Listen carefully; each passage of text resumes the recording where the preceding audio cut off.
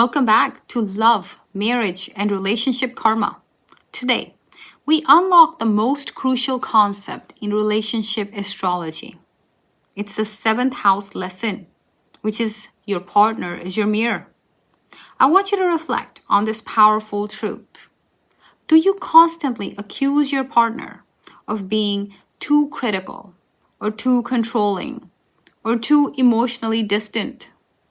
And does it feel like this accusation is true of every significant partner that you've ever had? If you're stuck in a cycle of blaming your partner for a trait that you detest, then your soul's assignment involves the 1st house of self and the 7th house of the other. The energy that you attract in your partner is exactly the energy that you're either denying in yourself or projecting onto the world.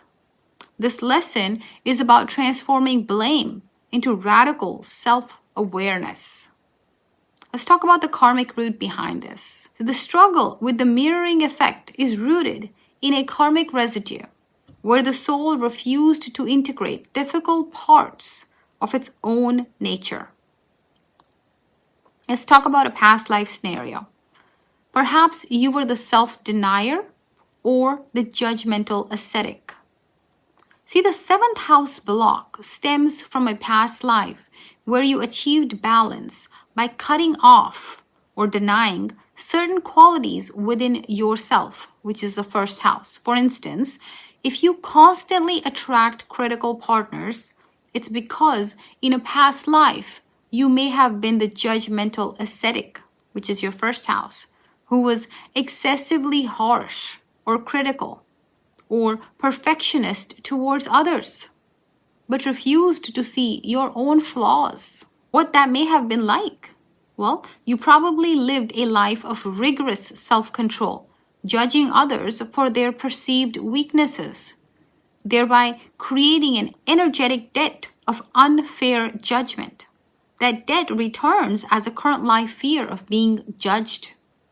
Your subconscious ensures that you attract a partner who embodies that exact critical trait, forcing you to finally reclaim your own inner critic and master its energy. Conversely, if you attract lazy partners, it may be because you denied your own need for rest in a past life and projected laziness onto others. And now, your soul demands that you integrate that rest. Now, we're going to talk about the astrological code behind it in terms of why your chart is behaving that way. So before I give you the astrological code, please go ahead and check out the foundational videos in the playlist below so you can understand the astrological code better in your own personal chart in terms of where the 7th house is, what kind of afflictions are there, what does an affliction mean, what does a dignity mean, what planets are connected to the 7th house, where is your Venus, etc. You definitely want to learn about it to be able to guide through or breeze through the rest of this video and a lot of the videos on my channel. Now let's talk about the astrological code. The 1st house versus the 7th house. So look for these specific indicators in your chart to confirm this mirroring lesson. Check for planets in the 7th house.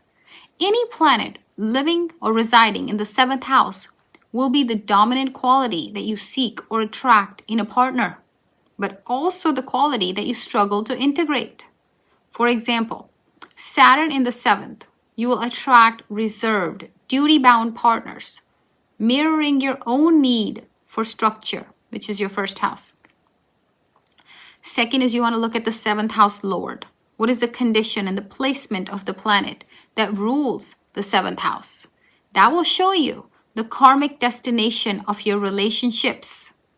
If the 7th house lord is afflicted, the mirror will be consistently painful until the ascendant lord, which is yourself, takes responsibility. You can look at afflictions across the axis. Any difficult planetary influence like Rahu, Ketu, Mars, or Saturn, specifically aspecting both the 1st house of self and the 7th house of partner, they'll also confirm that the relationship is a powerful karmic axis for soul evolution. The soul's goal here is to shift your relational identity from the victim to the whole self. You must replace blame with integration. You have to take radical self-responsibility. Your core assignment is to stop giving your power away to the partner mirror. You must realize that every partner is a symptom, not the disease. The lesson is always about reclaiming the projected trait and making yourself whole. The virtue to cultivate is wholeness, the acceptance that you contain both the light and the shadow of the traits that you see in your partner. This is how you dissolve the mirror. The lesson ends when you take it back inside. To transform relationship pain into radical self-growth, let's implement the following assignments. The first is the Trait Reclaim Journal.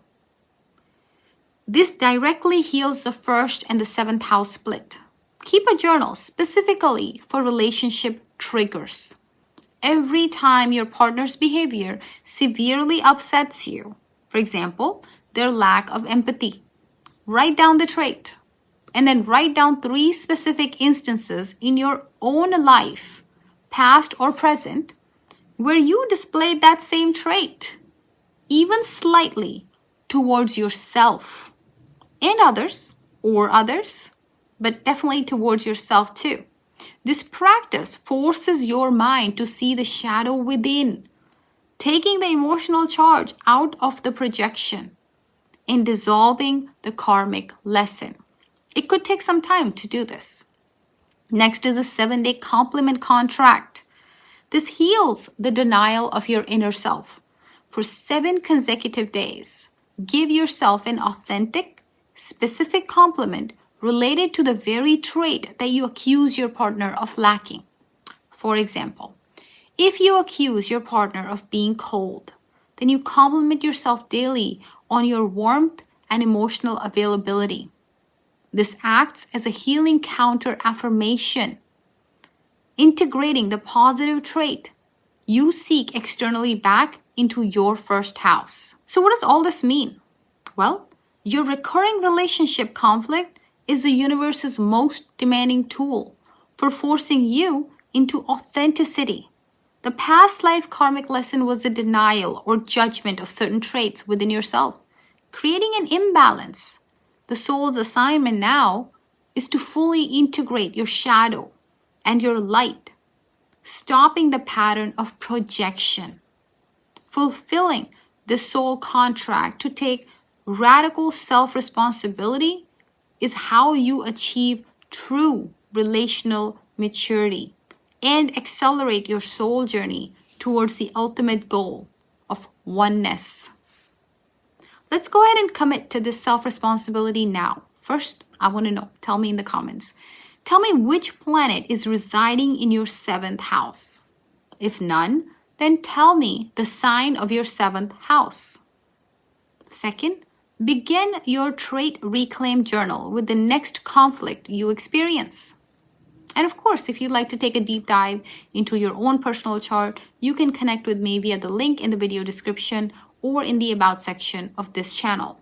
And like I said, please check out the foundational videos in the video playlist below. They will really help you to learn more about how to read your own chart, the 12 houses, the 9 planets, the afflictions, dignities, etc. And if you enjoyed this video, please give it a thumbs up and hit subscribe for more Vedic wisdom. Thank you for watching and thank yourself for watching. That's all for today.